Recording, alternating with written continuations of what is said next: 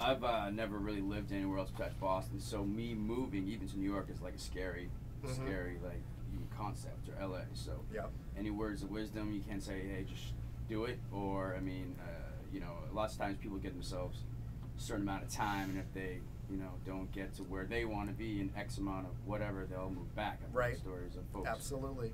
I mean, just a quick anecdote.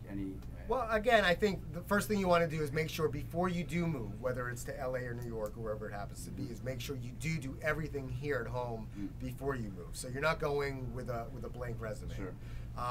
Once you feel that you really have taken advantage of everything this city has to offer, I think it is time to move. And don't waste time doing it if you're at that point. First thing I would consider is, do I know anybody who's based in one of those cities? Because I feel like going to a city where I have some sort of support system already in place is going to be extremely helpful. If you have somebody, even somebody you can crash on their couch while you're looking for a place to live, or just to have friends that you can, you know, hang out with and be able to talk about your day of auditions with, and you know, that can tell you, you know, where the grocery store is, and you know, it's little things like that are extremely helpful. It's very hard for anybody to move to a new city and make a new life. So if you happen to know people in one of those cities, that would probably personally sway me, at least, enough to start in one of those two cities. Beyond that, of course, you want to think of things like, well, do I want to be able to rely on public transportation? Then I'm in New York.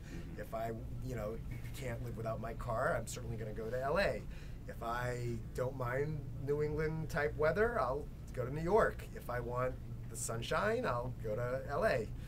Of course, my business partner is from New York, and he always says, you know, the opposite way. If you want to live in your car on the freeway, go to LA. If you don't want to have to sit in traffic, go to New York. If you want to breathe in smog, go to LA. It works both ways. But yes, eventually that's where you're going to need to be. That's where all the major decisions are made.